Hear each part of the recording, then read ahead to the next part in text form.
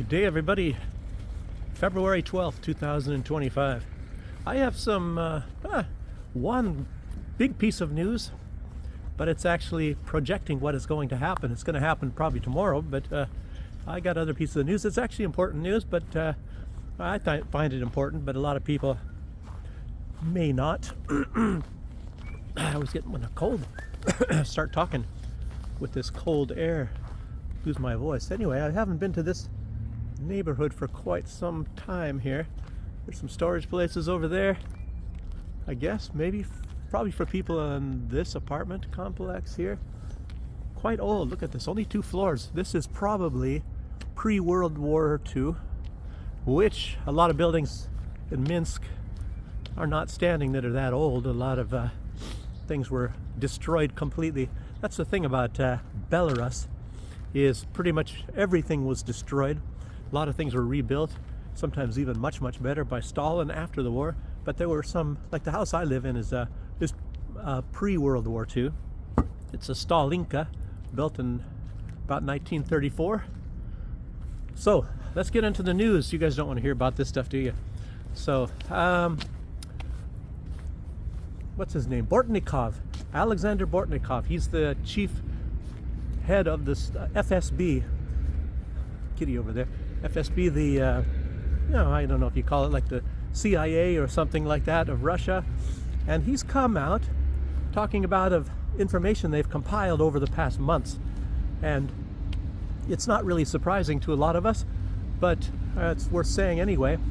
But that Kiev is resorting more and more to terrorist tactics, a lot of terrorism, and they're getting more and more of this, finding a lot of paperwork and finding a lot of people, arresting them, and of course even in Belarus. But it's not the FSB, of course. It would be the KGB from Belarus that is getting these people, and they're finding caches of weapons, finding the people, and for the most part in Belarus, a lot of time what they're trying to do is blow up train tracks, and maybe with trains on them, hopefully not in the subway.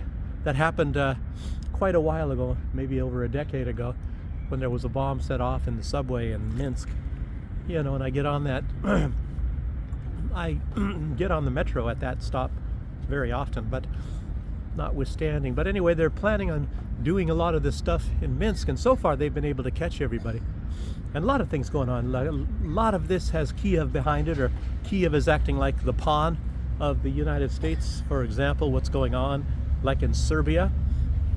And Vucic of Serbia, he has a lot of Russian protection there, and Russia is actually intricately involved in trying in intelligence, even in Serbia. So they are giving Serbia the tip off whenever there's like terrorist attacks being planned and things like that. So he's been pretty lucky. He said he's got excellent protection. So there was some attempts to kill Orban. Of course, most of this is all engineered by the United States, probably through USAID, Samantha Powers, and Soros. You guys know the regular characters. It's not even that they know about it necessarily, but of course that's their agencies involved, and it's it's to benefit rich people, to make them richer. It's not necessarily for the United States, if you know what I'm getting at. It's for those people, and the United States basically for them is just a tool. It's just it's like you have to live in a house. Say a terrorist maybe has an apartment or a house somewhere. They got to live in a house or apartment. The USA is just their house and their apartment, and they're just out there to better themselves, a lot of these people. And like Soros, that was the main thing. I was mentioning that in one video. The main thing that actually surprised me, I was thinking Soros is behind this, and I was always asking in videos, I said, how does Soros benefit from these sort of things? How does Soros benefit by paying money and getting refugees to flood into countries and destabilize them? That's the whole objective. Even the countries that are helping him, their countries are being destabilized by these people, trying to make the country lose its cultural identities and things. And I just cannot understand that. Can't understand what that's all about. So there won't be any nationalist feelings. Everybody will mixed up. They won't know where they belong. So they're easier to manage. I guess that's the whole objective of it all. That's how I've been hearing how it works, to make sure that, people, I don't know, that's what they say. But then look at what they did in Sweden. There's so many Muslims, and then they got their own country within a country. I guess and the police of Sweden, they can't even go on there, and I guess in that area they have their own police, their Muslim police. And then they have this deal where they say that France will be a predominantly Muslim country by the year 2030, mostly because they're shipping in all these people. And I don't have anything against Muslims, to be honest with you, but a lot of these people, they don't really respect, no admiration or anything for the French culture. They're not even a part of it, and it's like, oh, well, what is going on here? What's the point in doing this? So anyway, that's a side note. So let's get going here. Like I said, they're trying to do a lot of these attacks in Russia, and I had it listed here. Where is it? What they're planning on going on? Russian ammunition. Oh, that was a different one. Oh, that's another thing. Yeah, but well, anyway, I can't find it here. It's attacks on the infrastructure, on military targets, as well as large gatherings, to kill people and to destabilize the country, Russia. And then, that's because they're losing in the war. And what did Trump just come out and say? Was it just yesterday? Russia's lost one. I think it was a week ago. Russia lost 1 million people. They've lost about 1 million soldiers. But, they lost a lot in just a couple days. So he says now it's 1.5 million soldiers. And I was wondering, what's the size of the Russian military? I think it might be 1.5 million right now.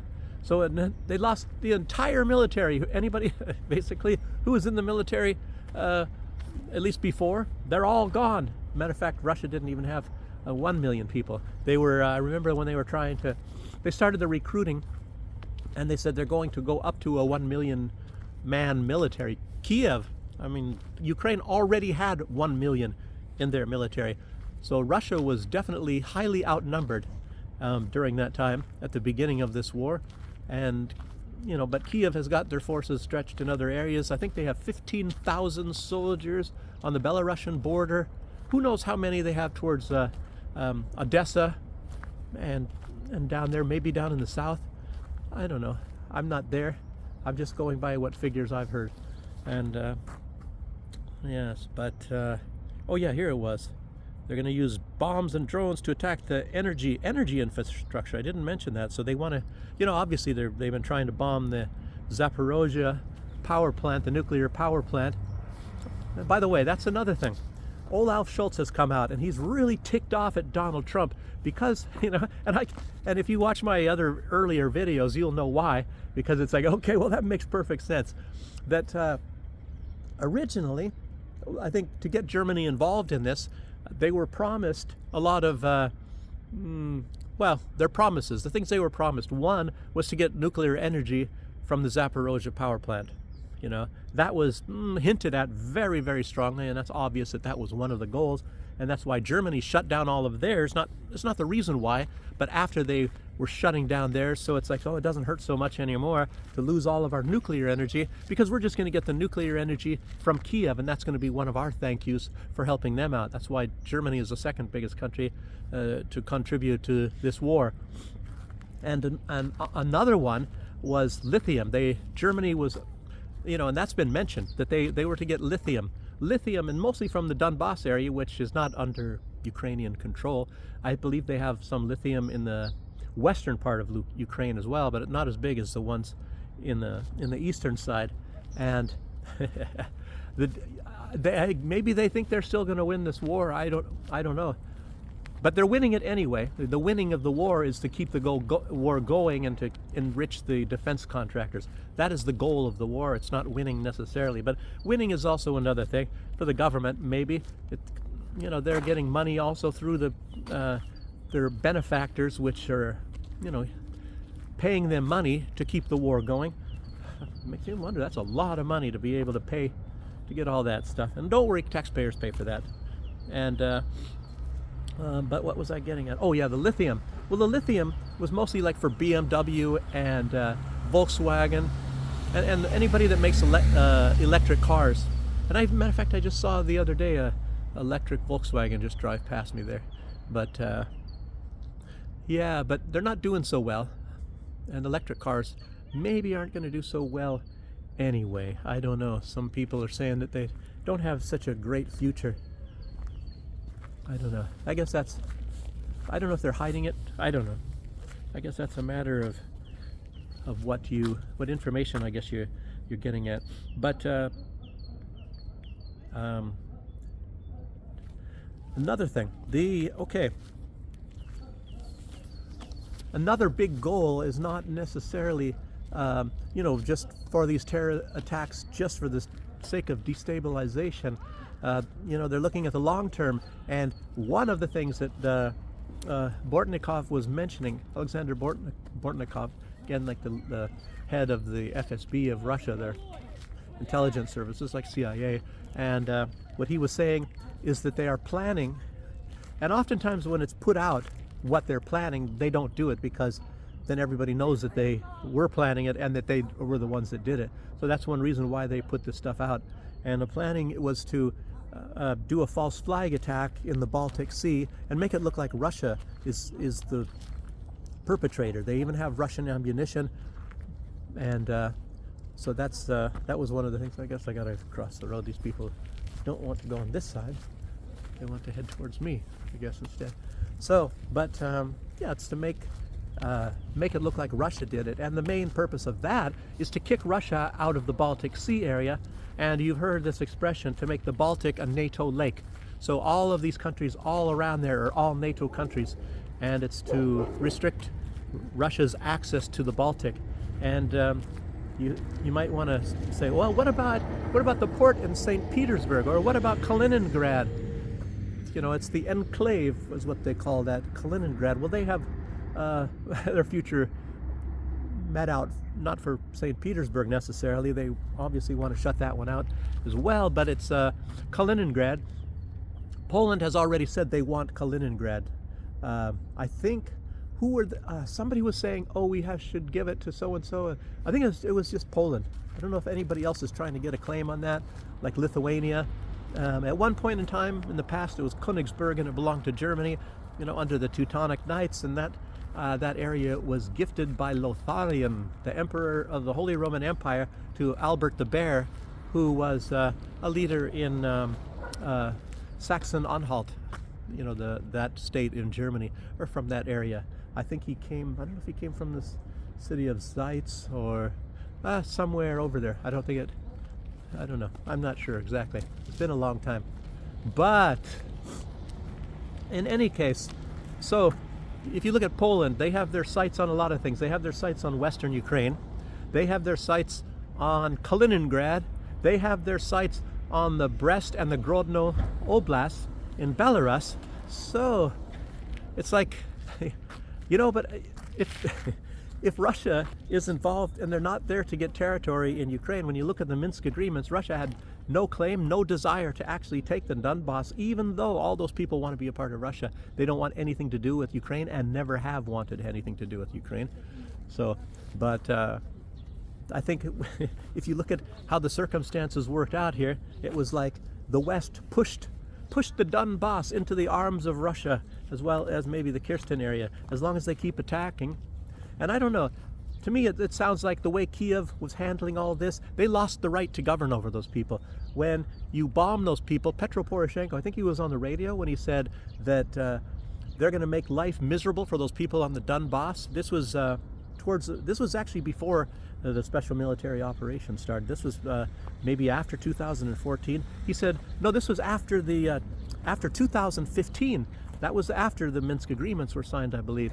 And he said that they're going to be bombing these people for this whole time, and that the children of Western Ukraine are going to be going to school, having a great time, enjoying their life, and then go on to college and then graduate, while the children of the Donbass are going to spend their entire student years cowering in their basements. And he thought that was pretty cool. And a lot of people are now talking about how Angela Merkel and Hollande, who was the leader of France at the time, Merkel was the leader of Germany at that time, and Hollande was the leader of France, and how they said that uh, they had no intention of obeying the Minsk agreements. In other words, they just did it to buy time, they said. And they said they were very successful in building a huge military, getting lots of money, getting ready to attack Russia, or actually probably to take those regions, the Donbass regions, and to fight against Russia. So, and like Lavrov said, and I think Putin has said, a lot of people have said this in Russian, that the United States fights for resources, the whole West does, and Russia fights for people. So they were just out for the well-being of these people, and maybe they felt responsible because these are ethnic Russian peoples, just like in Odessa and Kharkov. I wonder how that's going to work out. Maybe even Transnistria. I don't know if those are ethnic Russians necessarily, but they have their sympathies towards Russia. And I'll get into Transnistria in a few minutes here. So, but I don't know how that's going to work out, about blocking the shipping and all that, taking over NATO. I wonder if Russia's going to allow that. Russia has some submarines up there, and I don't know, very quiet submarines, I guess. And I guess there's islands, I guess, belonging to Sweden for the most part. And a lot of those, there's a treaty signed, and under that treaty, they're not allowed to militarize those islands. Well, guess what? Guess what? The empire has decided that they're going to do it. Look at, like Trump, any of these people, any agreement that you sign in a Western country, or with a Western country, it's not worth the paper it's printed on. They just disobey it anytime they feel like it. And yeah, and then at some point in time when it looks like, well, we're going to get some significant advantages, so let's just get out of it. And Russia never does that. And then everybody, but what about the Budapest Memorandum? Well, the Budapest Memorandum is just a memorandum, and a memorandum is not a binding agreement. There's a memorandum of understanding and a memorandum of agreement, and there's one of them that is semi-binding. I'm not even quite sure if I remember which one, but it's only semi-binding, and it's not really a legal contract. So it's not like an accord like the Minsk agreements, which was actually ratified by the United Nations as well. And well, look, that wasn't worth anything. So laws were meant to be broken, I guess. Okay. Also, now I'll talk a little bit first about this gas deal. This also ties in with Transnistria. And as you know, Kiev has been holding a lot of these people, like Slovakia, ransom, like shutting off the gas, that goes through the southern Druzhba pipeline. There's the northern Druzhba, and then there's the southern Druzhba, and they shut that off because, that goes to Slovakia and all that, because Slovakia is refusing to send Zelensky lots of money and weapons. Before Robert Fico became the prime minister, of course, that country had sent quite a bit of weapons and things like that. And Fico said, well, we're not really a party. We have nothing to do with this. So, what are we doing this for? And, suffering. I mean, it's like, how dare you start using your brain? And we want to, you guys have to be stupid and give everything to Kiev so Kiev can sell everything, make more money, and, fill their pockets. Be the leaders in buying luxury Rolls Royces. And there was some film footage, I guess, and it was released by Diana Panchenko.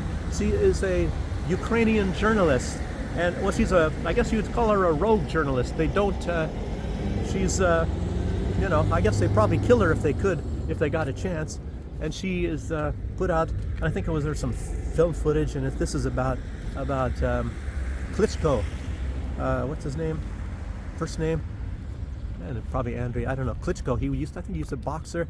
He's the mayor of Kiev, and lots of stacks of money with printing machines. And she says that a lot of this money is from selling off a lot of the property in Kiev.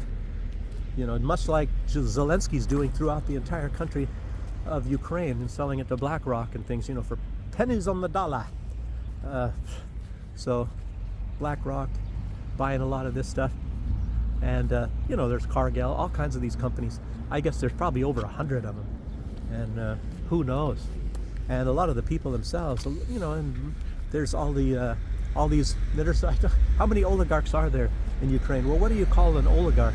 These people, some of them are just police chiefs or mayors of small towns, and they're huge sums of money. Lots of them buying foreign properties all over the place. Look at Zelensky. How many houses, how many properties does he have? I mean, you could say that it's unbelievable. And I mentioned already this last one where it's some kind of a, the house doesn't look that impressive. In St. Bartholomew or St. I can't remember the name of it, but anyway, one of these looks like the U.S. Virgin Islands, somewhere down there in the Caribbean, and it's got a huge bomb shelter, I guess, underneath. Probably really luxurious, you know, like John McCain's or any of these other people that have bomb shelters. All of them, all these elites have bomb shelters, you know. For them, but not for you. Not for you. Don't worry.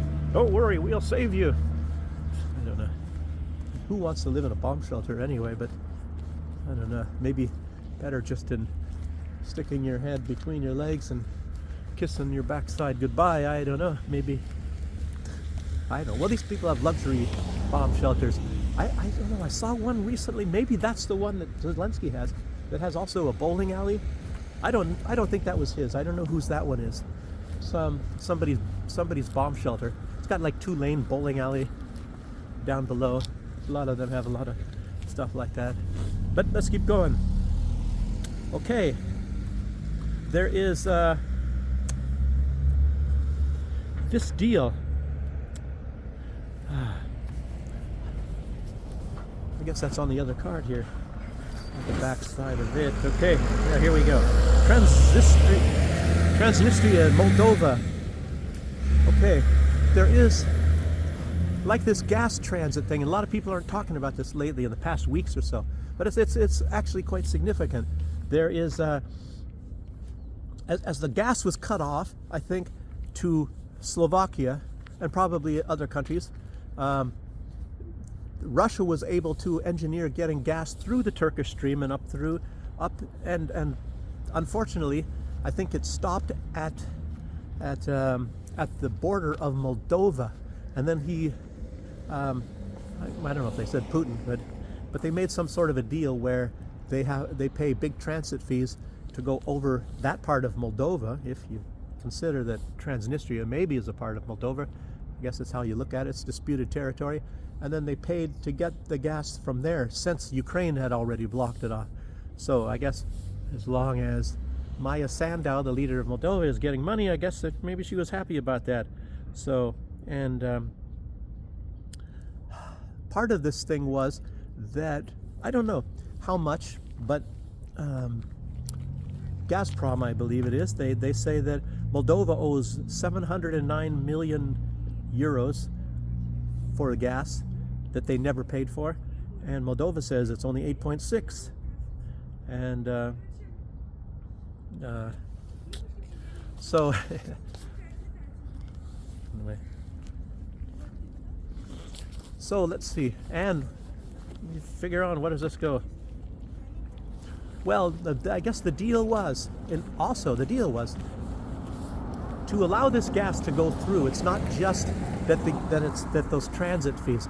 Part of this was also that Transnistria, and I don't see how they could agree to this. It's like a church of some sorts. But they have to kick out the Russian peacekeepers. And of course that is key. That is key. They're going to lose their sovereignty, I guess, from that. Because I've seen politicians, you go back maybe 6 months, and they're talking about a military attack on Transnistria to take it back. You know, they're kind of well armed there, but I don't know if that is the Russian peacekeepers or if that's the people of, or anybody that is part of Transnistria, if they have any sort of a military at all. They have a lot of ammunition. I guess it's all old Soviet ammunition. Kiev has actually expressed a desire that they want to get a hold of it, because that's what Transnistria is. It's just a big ammunition dump, I guess, over there. And yes, I don't know if that's what's going to be coming about. Let's see what I've never been here. Somebody's castle over there. But what this building is over here. But I don't know if this is going to hold, and I didn't know, how Russia's going to feel about this. But I'm just mentioning this to you because then you might see might even hear about it. Maybe they'll hush it, but there'll be some sort of skirmishes between Transnistria and Moldova. I don't know if people call Transnistria a breakaway Republic from there. It's actually a very poor area. It's all cut off, as you know, from the rest, from any kind of salvation from Europe or anybody that might even be on their side. To me, it reminds me a little bit like of Slovakia, where some of these countries, they're just surrounded by other unfriendly countries. Slovakia has Hungary in the south, of course, so that's not so bad. But and I don't know. But a lot of time they only have one friend on one side. But I wonder how Armenia is going to cope. But and they're turning against Russia, and they're already not good friends with Azerbaijan or Iran. So we'll have to see how that's going to work out. Actually, I'm on a vacant lot right now, by the way. It's just surrounded by a wall. But there's no gate here. I presume I'm able to get out here and walk around. No traffic. It's not loud, so you guys don't mind. Okay. Maria Sanda. Oh, what is this? Russia. I guess part of this deal is that even though Russia has gas, so Russia has to buy gas from Dubai and then have that gas, I guess, maybe brought to the Turkish stream, or anyway, they're buying gas from Dubai and sending it, I guess, to Transnistria. And the gas that Russia is sending, at least from Russia, and maybe even this from Dubai, is completely free of charge. It's humanitarian. So, and obviously Ukraine and Moldova don't like that idea at all. So, because they want to make Russia look bad as well. Okay, what else here? Oh, another part of that deal is that Moldova, I guess this part of this, to get gas there, because I'll tell you what, these people were freezing. They had no gas and no heat for all of January. And it was a very dire situation that nobody ever talked about. It wasn't ever mentioned in the news or anything like that. But these people had no heating for January. And right now, February is even colder. I believe they have heating and they have gas coming in right now. But another part of this deal was that Moldova is allowed to broadcast Moldovan television channels in Transnistria. So, in other words, propagandize, US aid again, fake news. So it's going to keep on going there. And I don't know, maybe if USAID is not funding them, as you probably heard, that I think even up to 90% of all of the media in Ukraine was funded by USAID. And that's incredible. And you think about this, funded by USAID, but Zelensky, he owns all the media personally, basically his company, I guess, personally, as far as I would say, in Ukraine. And that tells you that aside from the money, there's all these billions of dollars. What they mention, like some people say it's $177 billion that went to Ukraine. The money that went to Zelensky, I would say Zelensky, or his company for media, is not part of that 177 million. So you got to look at the U.S. aid, and I don't remember if I read how many, and it's in the billions of dollars that was sent through U.S. aid to Ukraine. So you can chalk on some more billions of dollars right there. I don't know if anybody ever includes that, besides the 177 billion, but it's something for all of you to think about, which is undeniable. It's undeniable. It's more than 177 billion.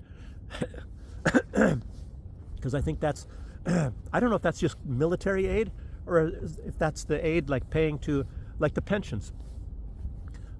Figuratively speaking, the American people are paying the pensions of the Ukrainians while the American pensions are going down or are not worth anything. Hey, I can even attest to that. Look, I can't get a pension from the United States for nearly 2 more years. Believe it or not, I get a pension from Belarus. I worked 5 months in Belarus. I've been here a couple of years. Basically haven't, don't tell the Belarusian government this, but I've only worked 5 months here. And listen to this fact. I worked for, I think, at least, well, you have to work, I think in the United States, you have to work 11 years to actually get a pension, I believe. And then I guess when you get to I think it's your 65th 65th birthday, you have to wait 1 year and 10 months before you can actually get the pension. I believe that is the number. 65 and 10 months. I guess that was what it was. But anyway, something like that.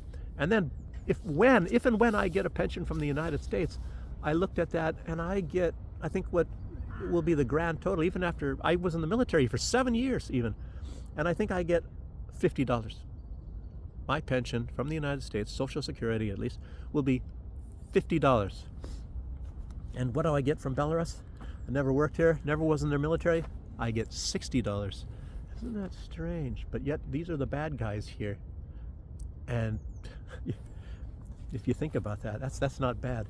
And I know somebody, I only know a couple older people, and they get in rubles, they get, I think it's like, well, if you transfer it into dollars, it might be 300, about 300 US dollars a month. That's not that much money. That's true, granted. And they worked, let me think. Yeah, they worked quite a bit of their life, you know. I would say at least 30 years. And, but they get something. Life is much cheaper here than when you own your apartment, which they did. And the expenses for your apartment, like in the summertime, all the expenses, all of it, everything, depending on, I don't know if it much depends on the size, but you pay your electricity, your garbage, your I mean, I've said this in just a recent video. Summertime, it's like only maybe like in US dollars, maybe 30 US dollars, 25, something like that. And in wintertime, I'm not actually 100% positive. I know that was pretty much the summer figure for what you pay in the summer, but I think in the winter maybe it's 65 or 7. I don't know if it's 70, but it's far, far, far cheaper. I'll tell you what, if you go to Germany, it's it's probably less than what your electricity bill alone is in Germany, and that's for all your expenses, to include cable television, your house maintenance costs. You know, you have I was actually looking at buying an apartment in not a real small town, not a big town in Germany, and the maintenance costs of a average size apartment, I don't know if it was, I can't remember how many square meters, the maintenance cost, you know, in other words, for somebody maybe to clean the stairwell or whatever, blah blah, I don't know, but that was I think 250 euros a month. That's not electricity, that's not with your heating bill. Oh no, it is with the heating bill, that comes with the heating bill. So it's but it's not electricity or water or cable TV or telephone or anything like that. And the ones I was just quoting you from Belarus, that includes all of it. That's everything. So all of your expenses, basically everything you need, including cable TV, Wi-Fi, broadband, Wi-Fi, you know. So anyhow, you got the point. Much, much cheaper over here, so you don't need as much money for that. And of course, if you retired here, they used to have a law where you're not allowed to work when you're getting retirement. You have to either get retirement or you have to work, but now you can be retired and work, you know, so you get the income from both. So, but I wasn't going to be talking about that.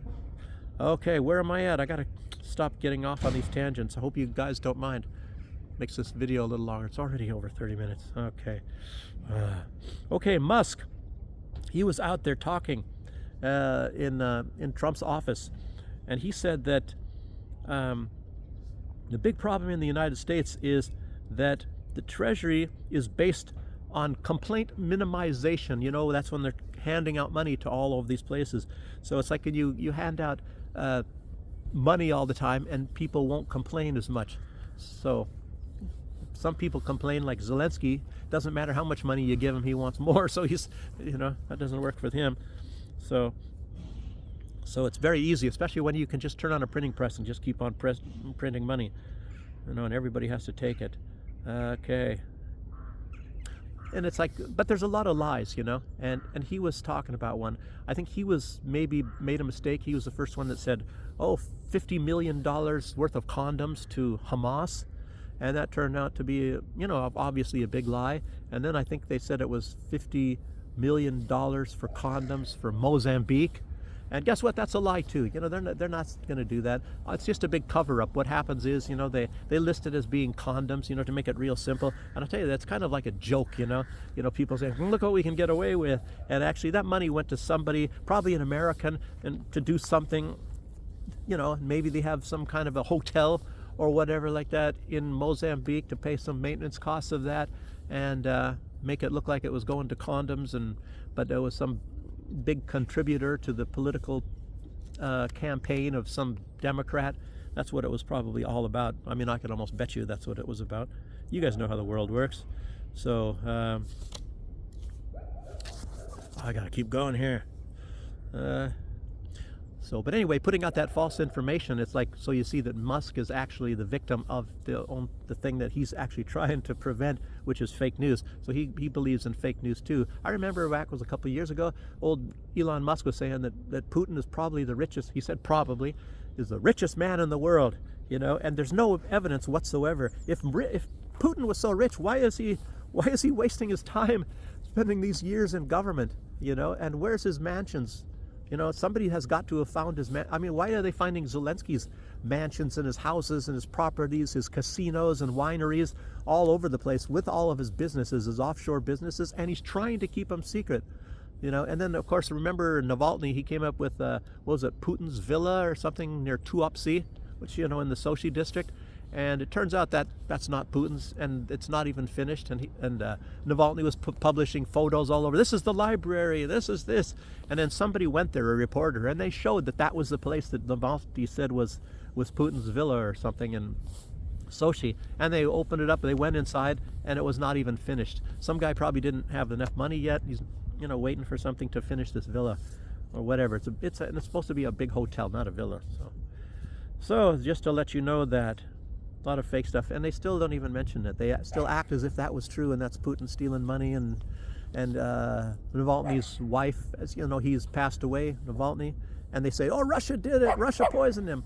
But anyway, his wife met with Tikhanovskaya, the self-declared leader of Belarus, and I think that was just a week or so ago. There's some photo out, and okay, going more and more into that.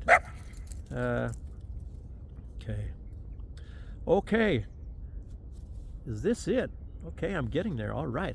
Okay, another big financial scandal that's going to come up. This is the big news that I wanted to talk about, and this is the EPA scandal, apparently.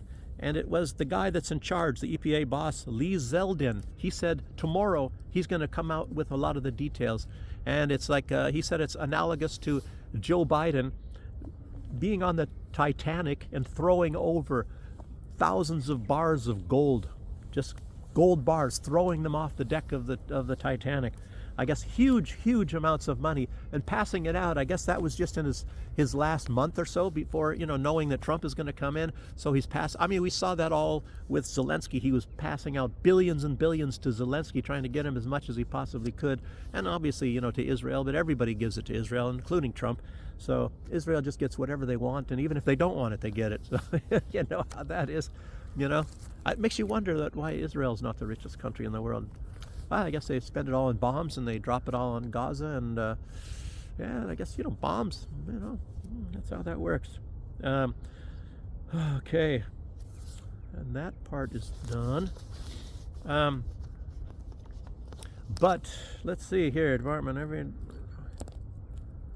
but we're hearing about, like, every single day we're hearing more and more about all of this money that is going to, hey, what's up, guy?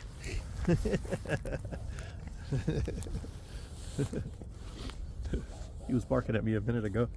But all this money, and I'm just so, you know, I just can't understand this, that they just have hundreds of billions, and they haven't even gotten to the Department of Defense yet, and it's making you wonder, like, how much money, and you would think the inflation, you'd think you'd pay $500 for a loaf of bread after all of this, you know.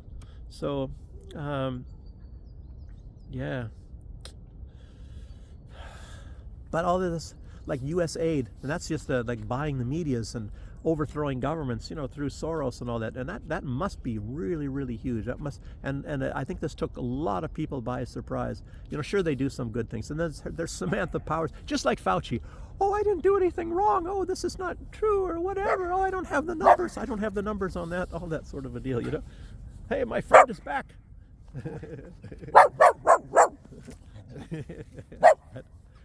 He doesn't bite me. He, she.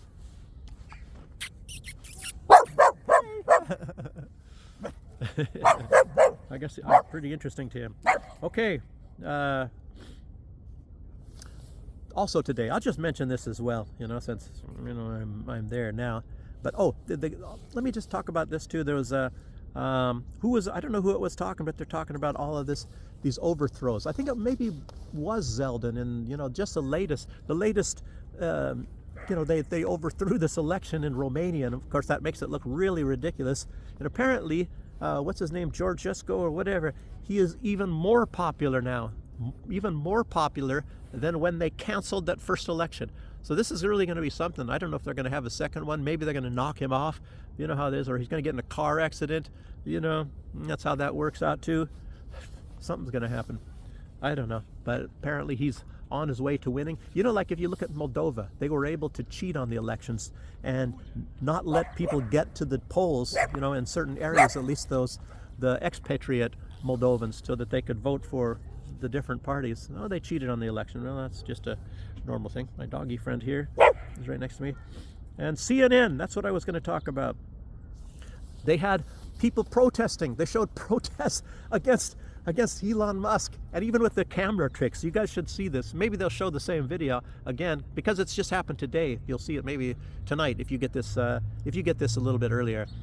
But with these camera tricks, and it looks like there's only 100 people. I think maybe these are people, members of Congress, and all their signs are made from the same place or the same side, and they even sing a song and all that sort of thing, and they're making a lot of noise with some, I don't know, some sort of things to make it look like there's a lot more people and they're a lot more pissed off about Elon Musk. Nobody elected him and all that. But I tell you what, a lot of people are really, really, really happy.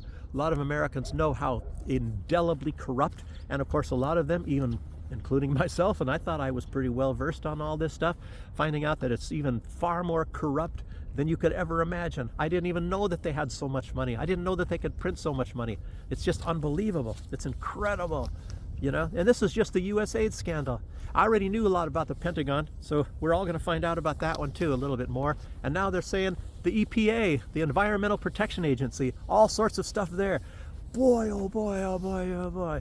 Makes you wonder, hundreds of millions and billions and billions and billions of dollars, just, the printing press just going 24 hours a day and printing and how come they didn't give me any of that money? Damn, don't they know? I'm the best investment they could have ever had. But no, I'm not kidding. I'm just kidding. Diane Panchenko. I already mentioned her. So what am I doing this for? But it was all about that money, and that Kiev is also getting. So it makes you wonder. They talk about Ukraine being the most corrupt nation in the world, basically. No wonder the U.S. is working with them so tightly. Gosh, this is amazing.